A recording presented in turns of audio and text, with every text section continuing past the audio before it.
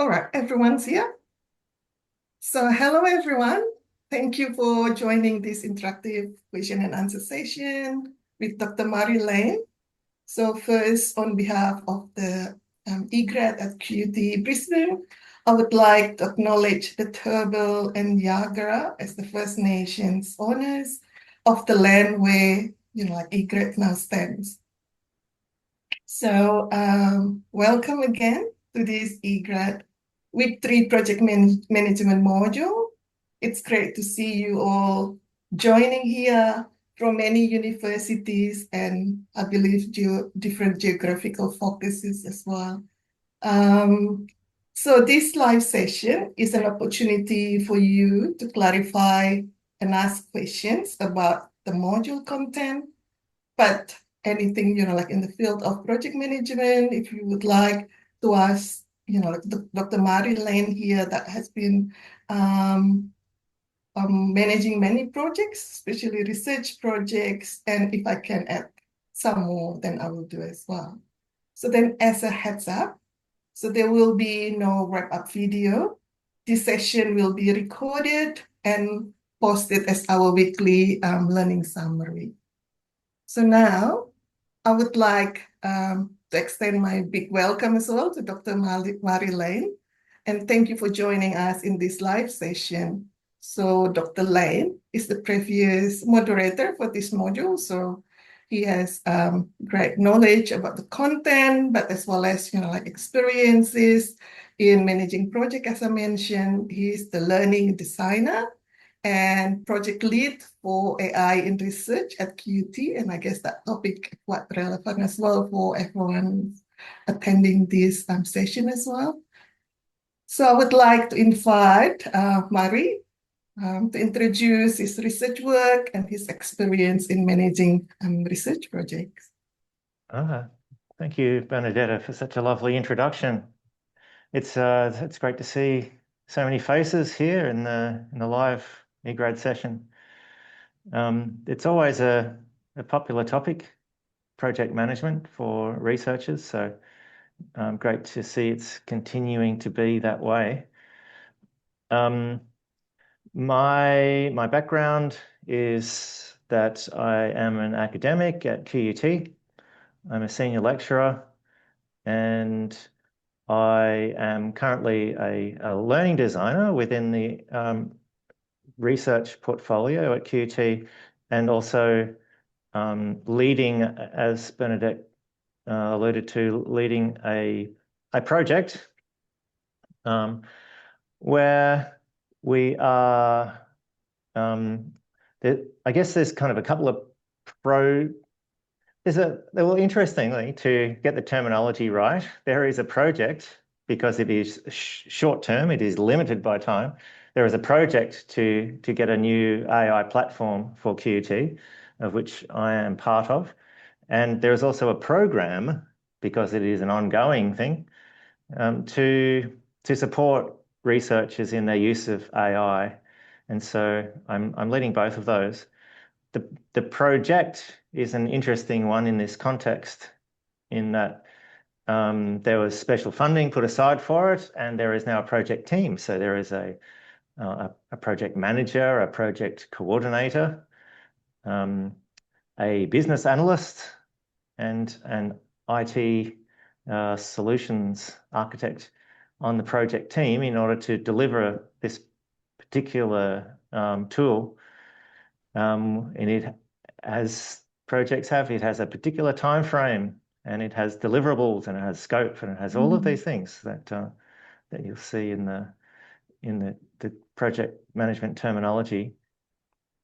And it is interesting working with a dedicated project manager to see because I am a kind of an academic and researcher that kind of does project management on the side, but it's interesting to see a dedicated project manager and how they go about it. I think there's a certain type of person that this job is perfect for, and they're the extremely well organized people that love to have everything in its place and are always looking ahead to see what the next thing is.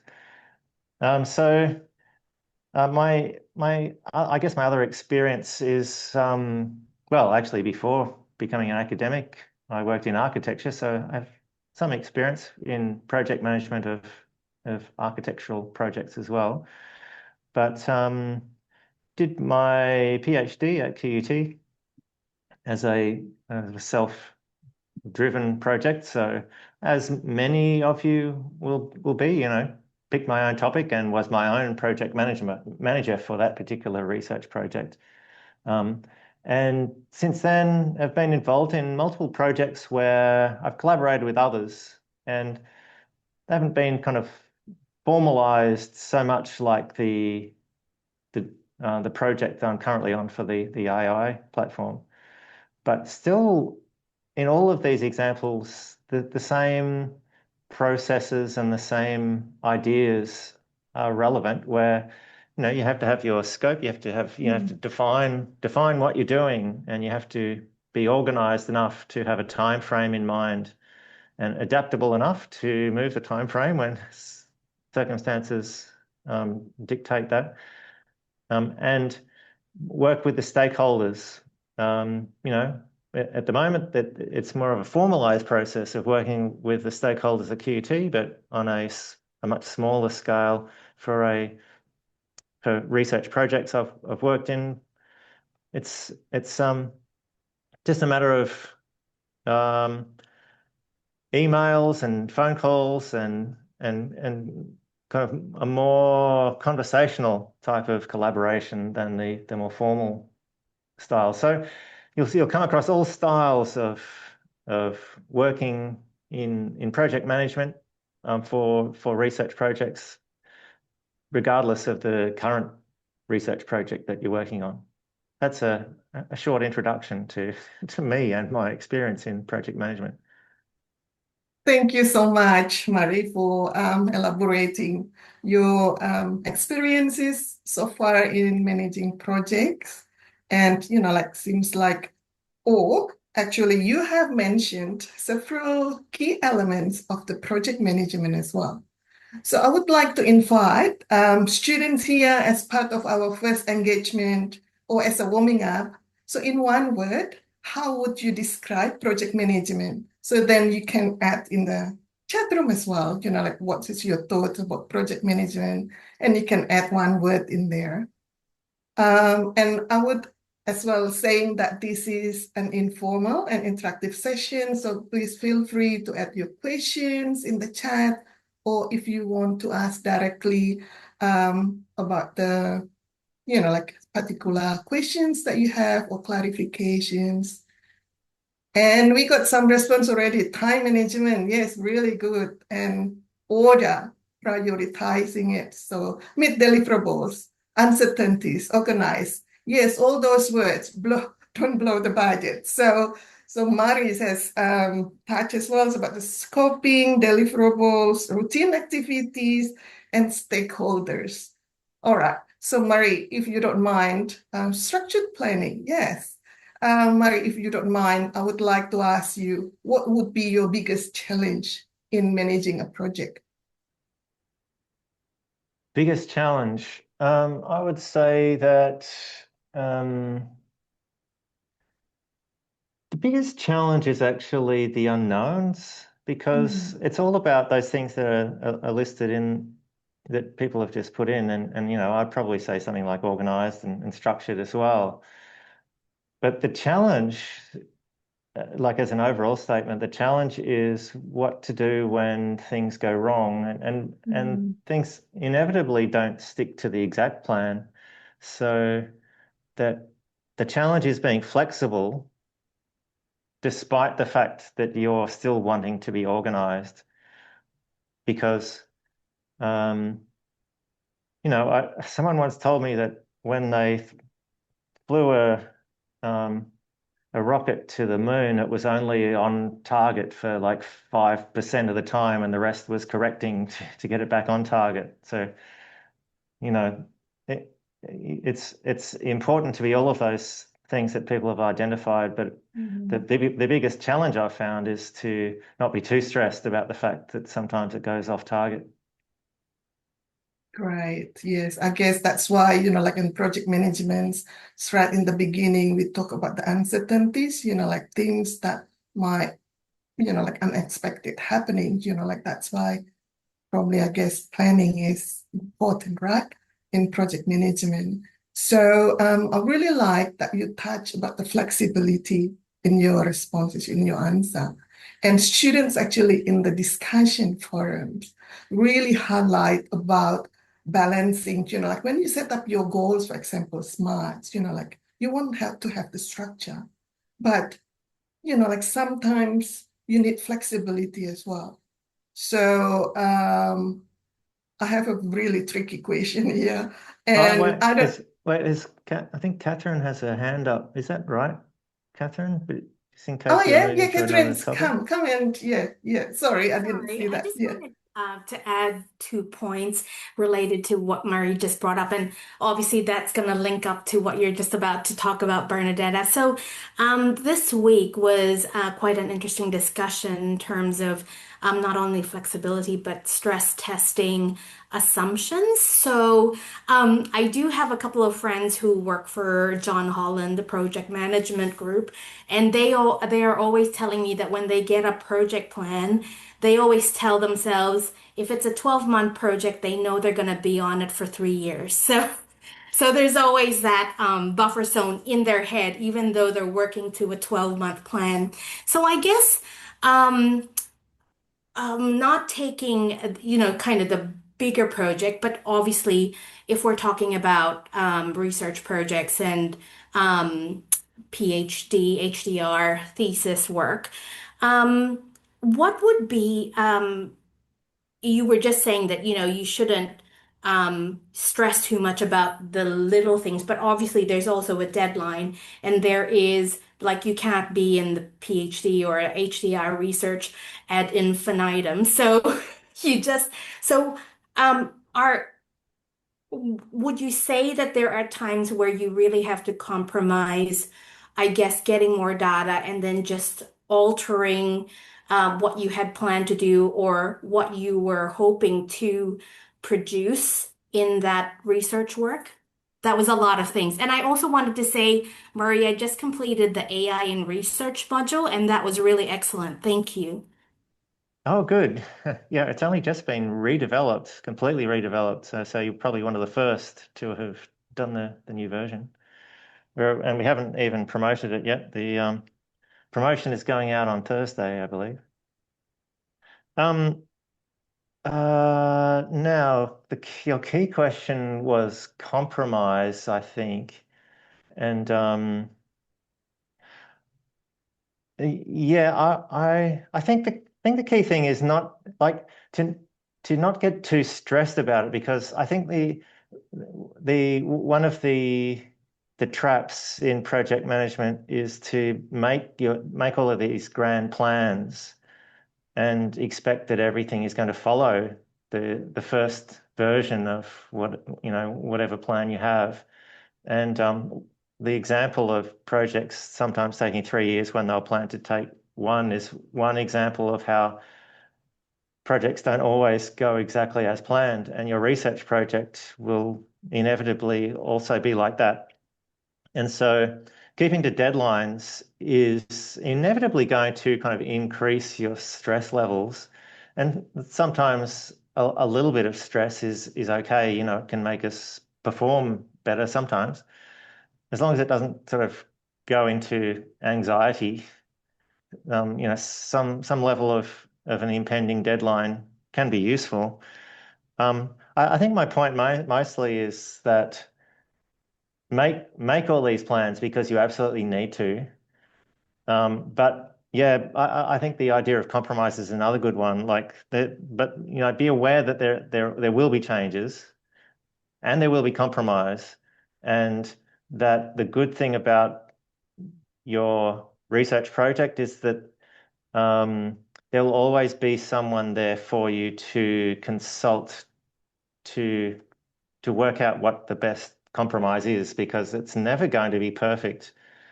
There, there will always be something that you will need to compromise on, and that that could be that because you're running out of time, that you need to compromise on your scope, for example. And so you will need to make allowances. So I think just accepting from the start that these things are going to happen, it just kind of allays some of the anxiety that you might feel about it. Like, just if it is at all possible, kind of embrace the fact that this is plan A, and that there may be like plan B, C, D, E. Like it goes on. Like every time you meet with your supervisor, you might need to make those minor adjustments. But sometimes you'll have to make a major adjustment. You might get to a milestone and get feedback that points you into quite a new direction. And not necessarily a milestone, but quite often it's kind of the key points in your project that you need to make these decisions. I'm not exactly sure if I answered all of your questions there, Catherine, but You that's what did. came to No, mind. no, that makes sense. Thank you very much. Because I was just gonna share that when I was in the middle of my PhD, there was a point where I had collected data and it contradicted a couple of my hypotheses. And so I like the people who are doing their PhD now, it'll be a different scenario with your supervisor. But my supervisor and I then did our reversed engineering, and then we tweaked my thesis along the way. So, like he always says, it's done is better than perfection, is what he would always say. So I guess that's what you're saying. Is that correct? Yeah. Just I think, embrace the challenge, really, that it's not going to work out exactly as you plan, but if you can embrace it somehow, that there's generally some sort of workaround that you can do. I remember when COVID hit, and a lot of HDRs, well, probably not just HDRs, but a lot of research projects had to change their methodology because the methodology included meeting people. And so there was just a lot of change, and it's just a lot more pleasant if you can embrace it rather than fighting against it. Thank you so much, Catherine and Marie, for the discussions. Yeah, anyone else have the follow-up questions or any other questions, different topics?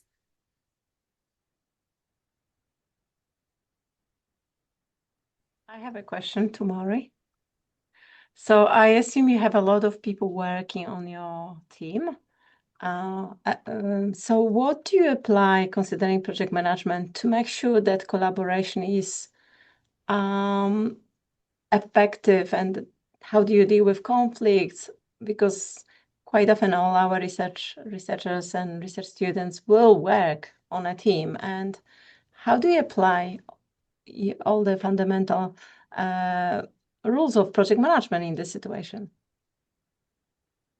I think the answer to that question could be found not so much in the content of this module, but perhaps the content of other modules about communication. I mean, there is some elements of stakeholder management in this module.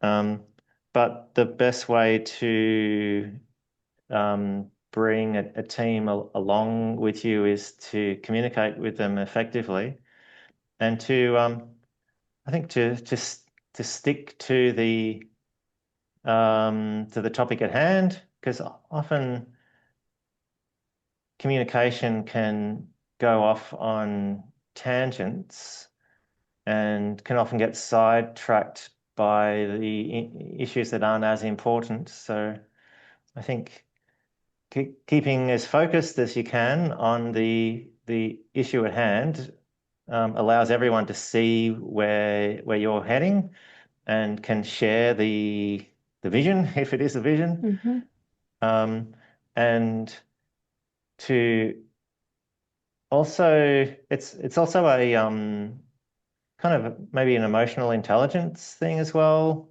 Mm. If people feel like they're on board, that they're being included, it just makes it easier um, for for the people that perhaps are more reactionary. It's just easier for them to stay with you Mm. because it's often the crises where um, we might start losing people from often just through lack of connection.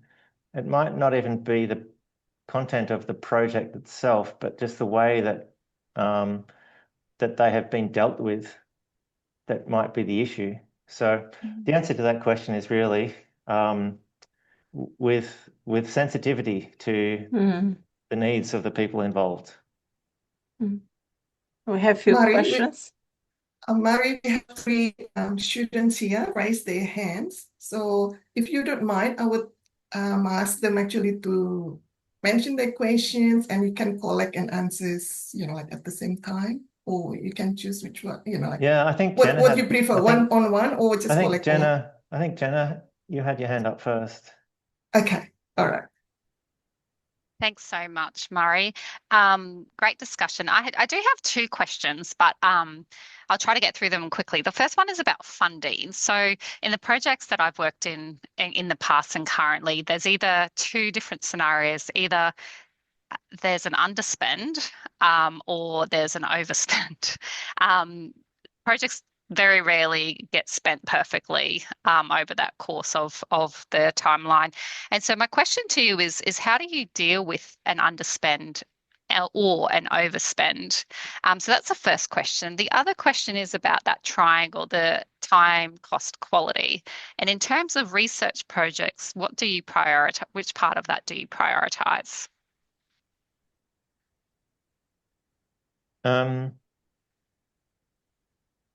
Underspending is perhaps less common as overspending. And it's interesting, the project that I'm currently on, we had to go to the university to ask for the money for it. We thought we had a really good project, and initially we weren't anticipating the amount of money that it would actually cost, nor the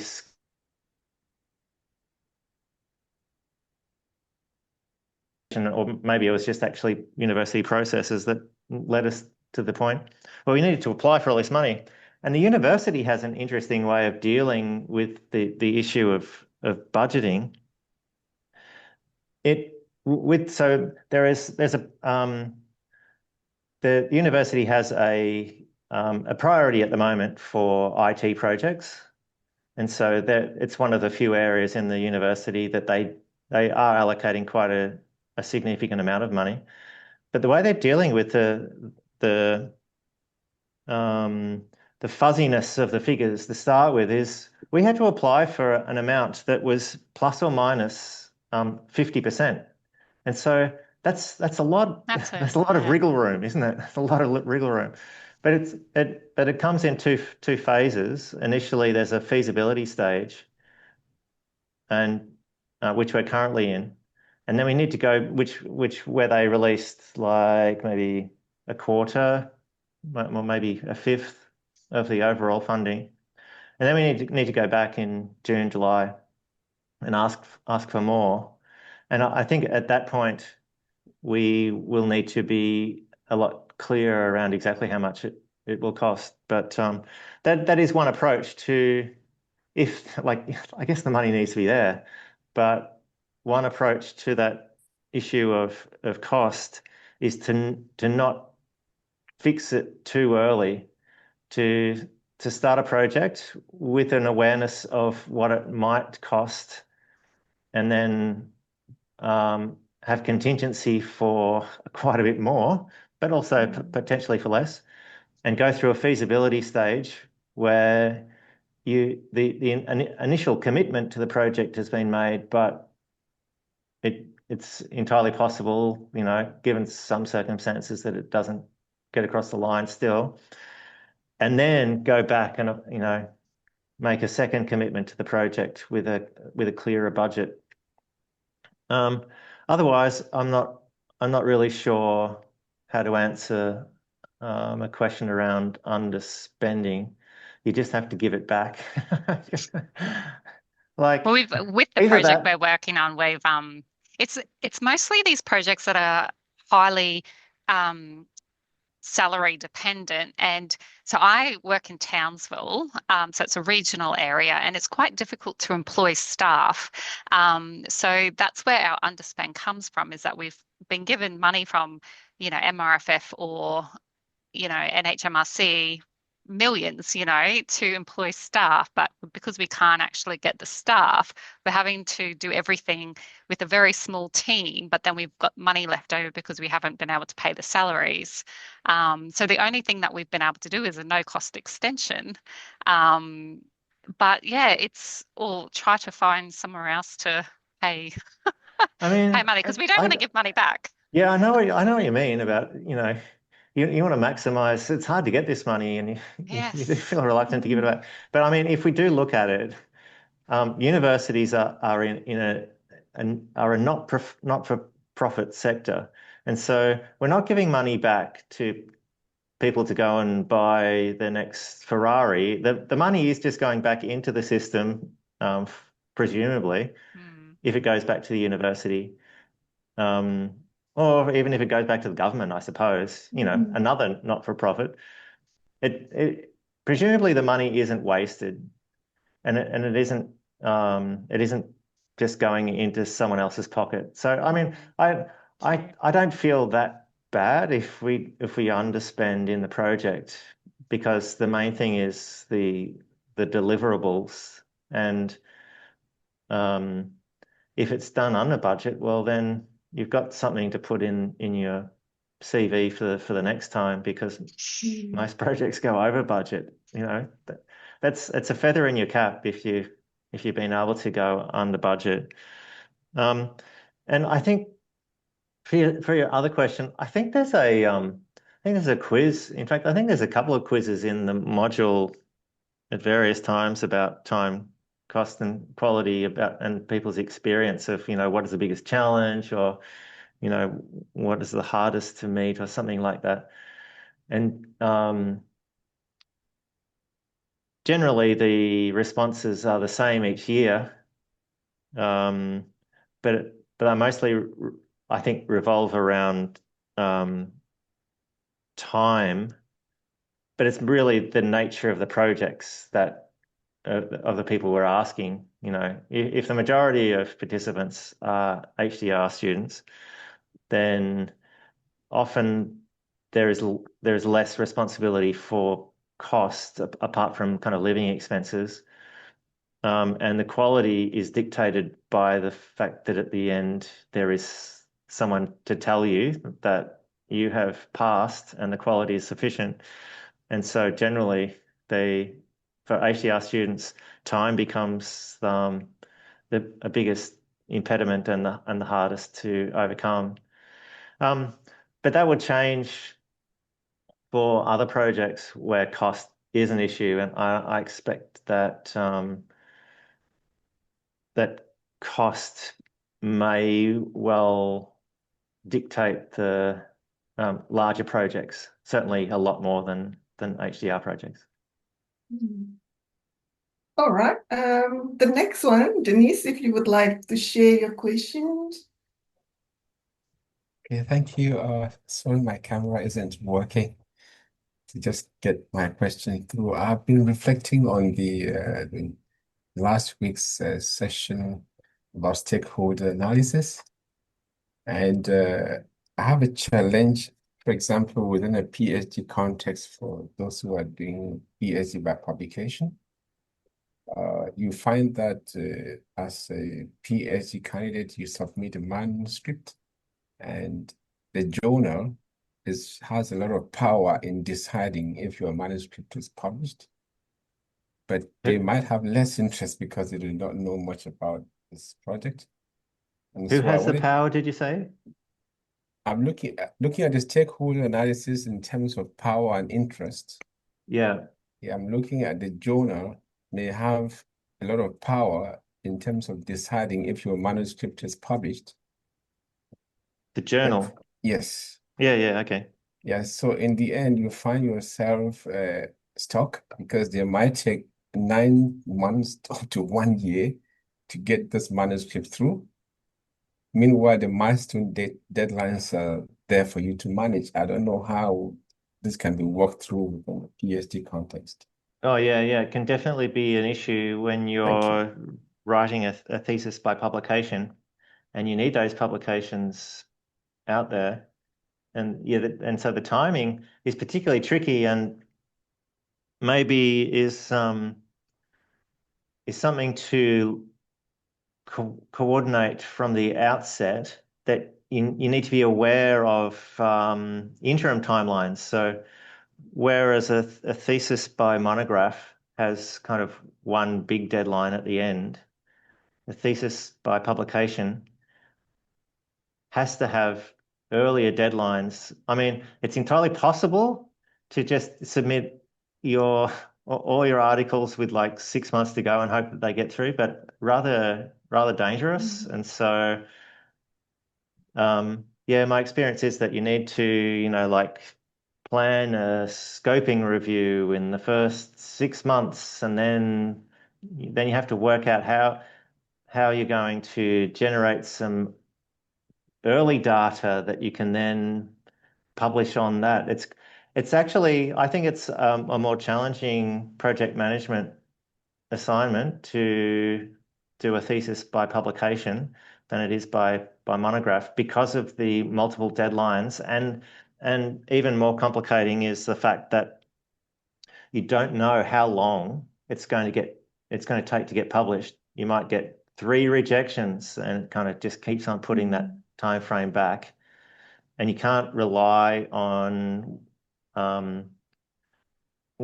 you can't have back-to-back deliverables, like because you don't know how long it's going to take for one journal article to get published. That has to be a complete segment in its own right, on your Gantt chart, because you may have to resubmit it 3 times to different journals, and then it could take 3 months for them to provide feedback, and then another month for you to all of that sort of thing. And so there's just so many more unknowns in that. So I think, so how far did you say you are through the process? Second year, still Second year. waiting. So yeah, so there's still time, but I guess the important thing is, when doing a thesis by publication, that planning ahead is even more important. Maybe that's not as much use to you, but and you may have done all that you can, but that's the fact of it, of when doing a thesis by publication, is just getting as organized as possible and targeting those journals. Yeah, I mean, quite often doing a thesis by monograph, HDRs might not even start looking at potential journals till the last 3 months or so. But that's not the case by publication. You have to be looking at where you're going to. You have to have everything planned out right from the start. That's my advice, is plan early. That's the best I can do with that one. And also, Denise, if you want to read the message from Catherine is a supervisor as well. So some suggestions in there about, like checking the journals, their time frame, but as well as institutional requirements for PhD by publication. Yeah, it's a good point. Like they do, there are metrics out there for turnaround time for some journals, and so keeping an eye on that could be useful. But even then, the turnaround time from the editor to start with that's useful to know, but you never quite know how long they're going to take to review it. That's a little less specific. Yeah, at the moment I'm reviewer for 2 journal articles, and as a reviewer, actually we've been asked to provide the review within certain times. So then probably, like it is important for you to check the turnaround, what they promise, like within that time frame for you to be published, your journals.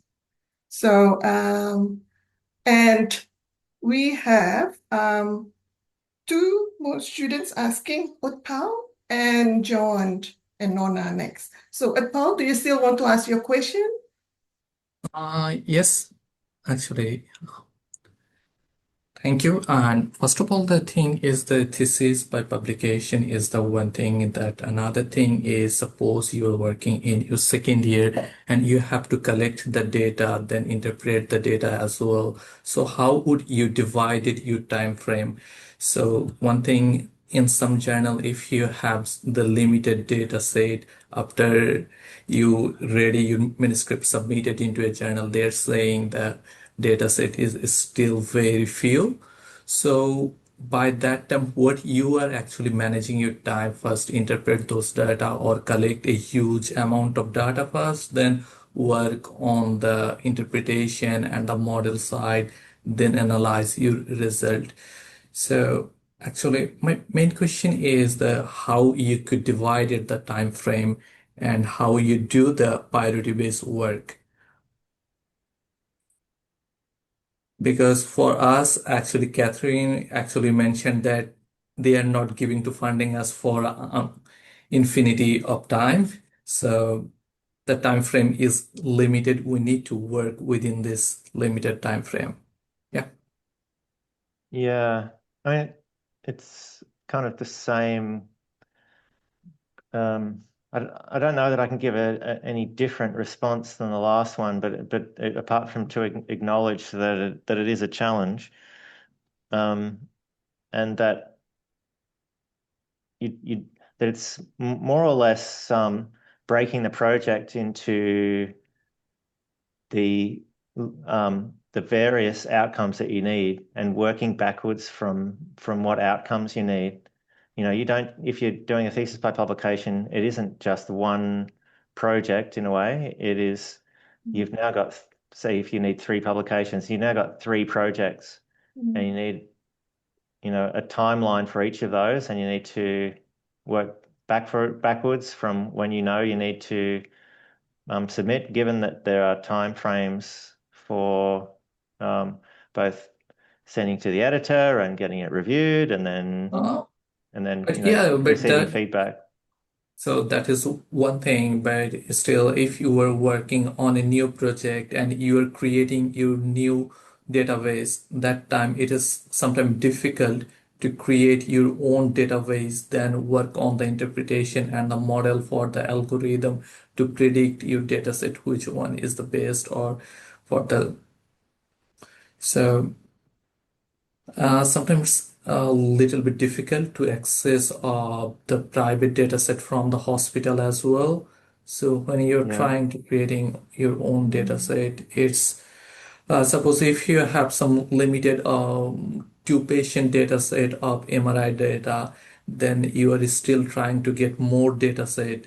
But that time you can't do anything else. You can just, what you can do, you can build a model with the 2-patient data set. But if you going to submit a paper with this 2-patient data set, they are going to give you a comment that data set is very limited. But that is also not in our hand. So we can go for the data set as well.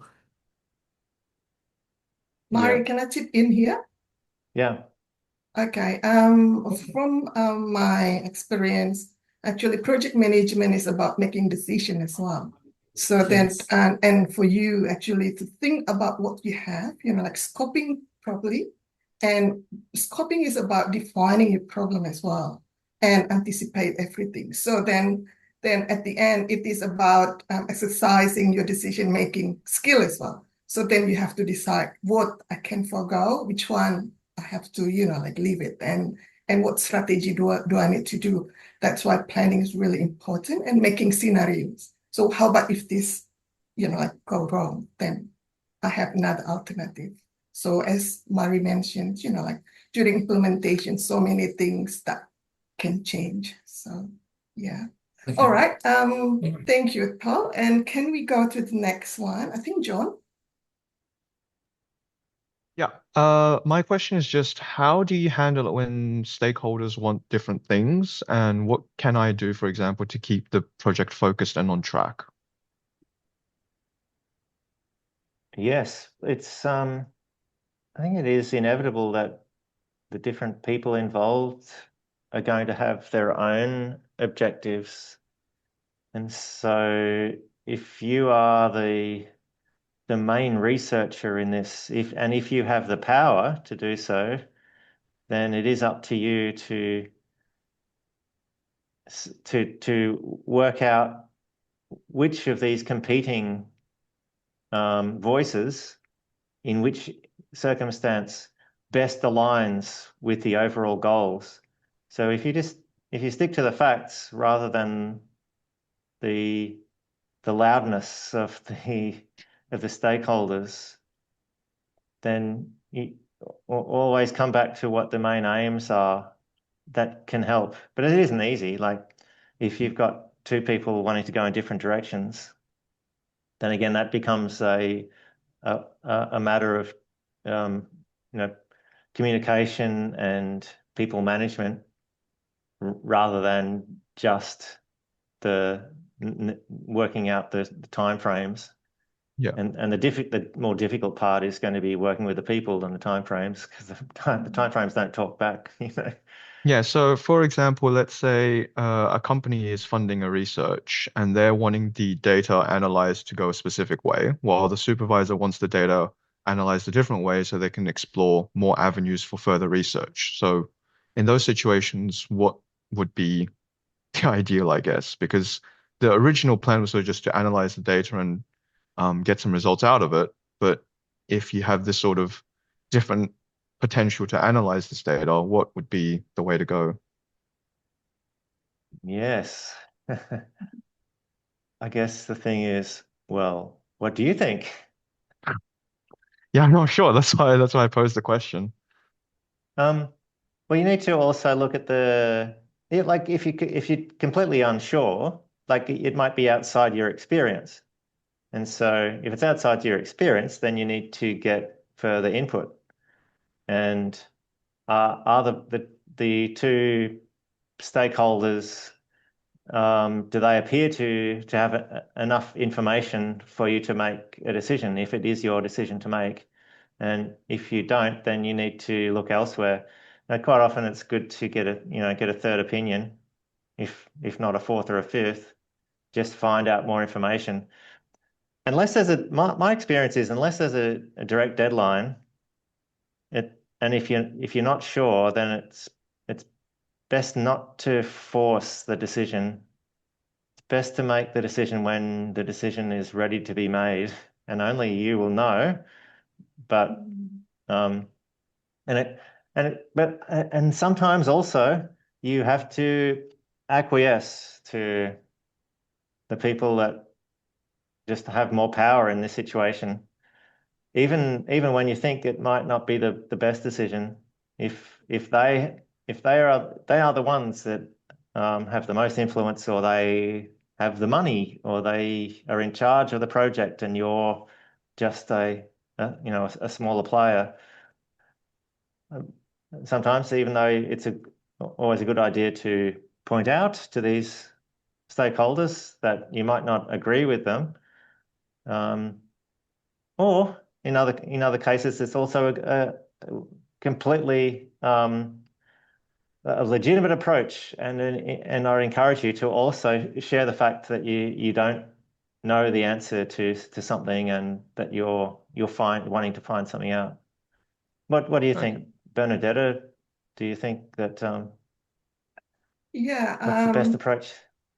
Yeah, I mean, it's a bit difficult, isn't it, to negotiate interest, expertise, like many different ways in the stakeholders management. But for me, when I actually have a project, even in my PhD, I've been upfront with my supervisors, I guess because I have that project management skills in the background before doing my PhD.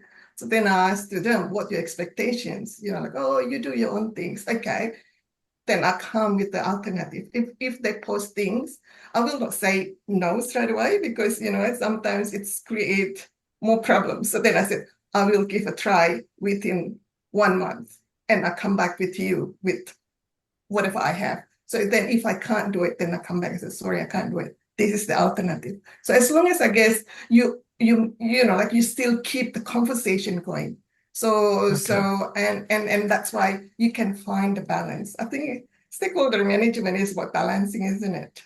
So get the right balance. And I guess in our discussion as well about stakeholder, Olivia actually highlighted one important part, like the stakeholder is you as well. So you need to understand about your capacity, like your skills, your voice, what's good for you. So then you can negotiate with them with reasoning. So you need justification to whatever you put forward. All right, we go to the next. Okay, thank you. I hope to answer that one. Yep. So then the next one's Nona. Thanks for your time. My question is how do I identify the critical tasks in the projects? Because time management is the biggest challenge for my projects. And some task durations in my projects are uncertain. And how can I manage the delays in some of these tasks? And can I change the critical path in duration projects or no? Should I manage these delays? Because, for example, in my projects, data acquisition is depends on the whether being cloudy or not. And maybe has some this data extraction has some delays. And can I change this critical path or not? Should I handle, and how can I handle these uncertain delays? I think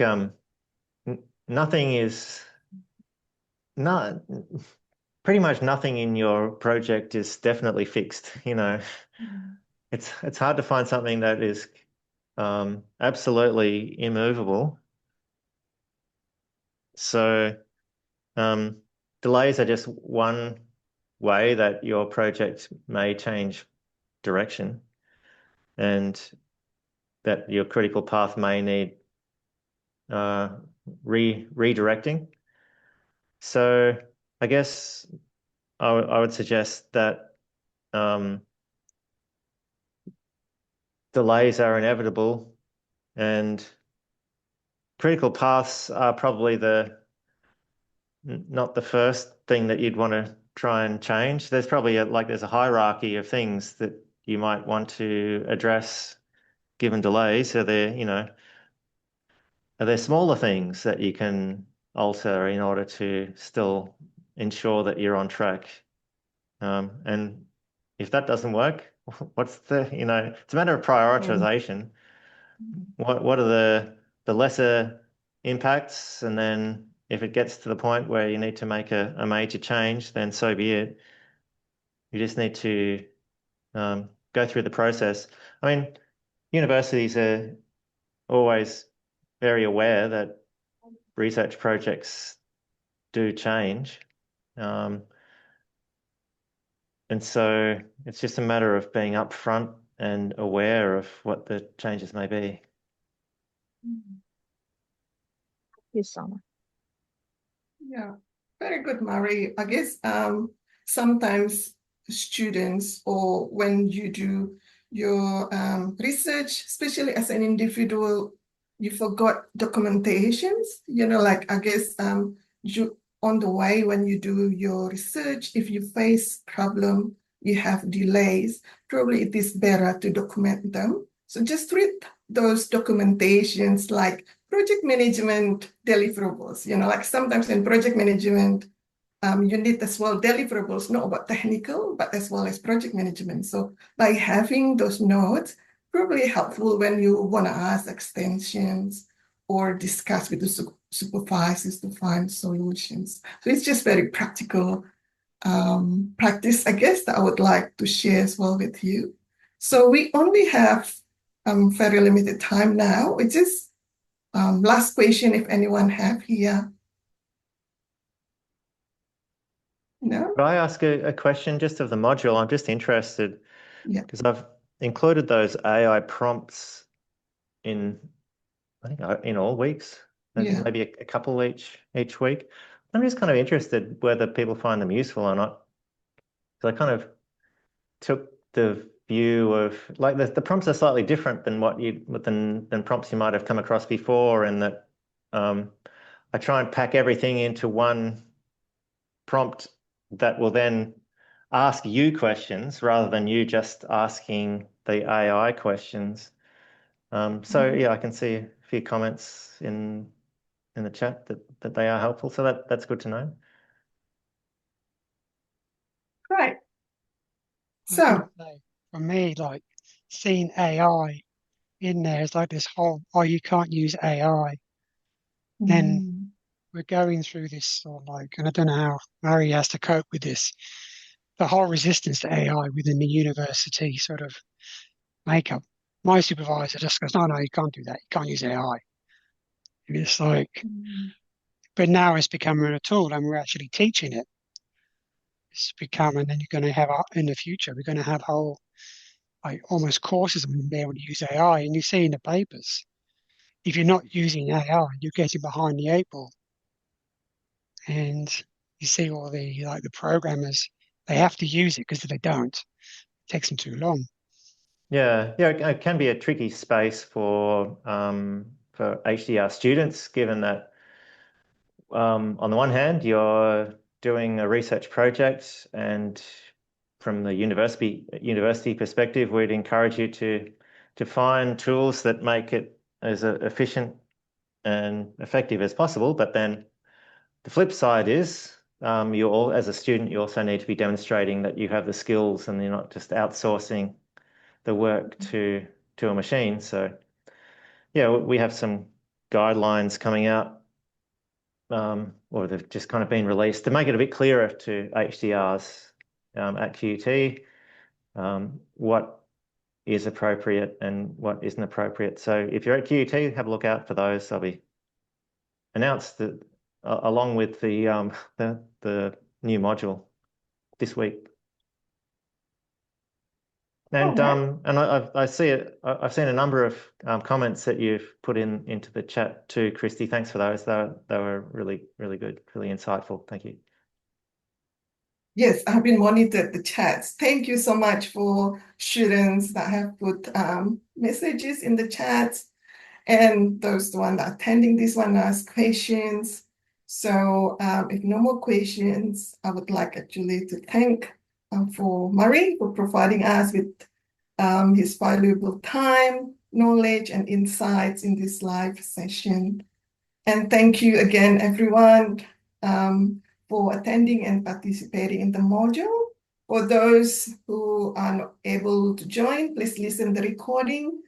And if you still have questions, and remember that we are still in week 3, so then please participate in our discussions as well. And we continue next week with the planning, and probably we can continue the discussion about AI as part of the risk, like all opportunities. But before we close, I saw that's very last question from Ariel. Do you want to ask your last question, Ariel? No? Okay. All right. Thank you again, everyone. I wish you all the best with your research and see you in the discussion forum. Thank you. Thank you. Bye. Bye. Bye.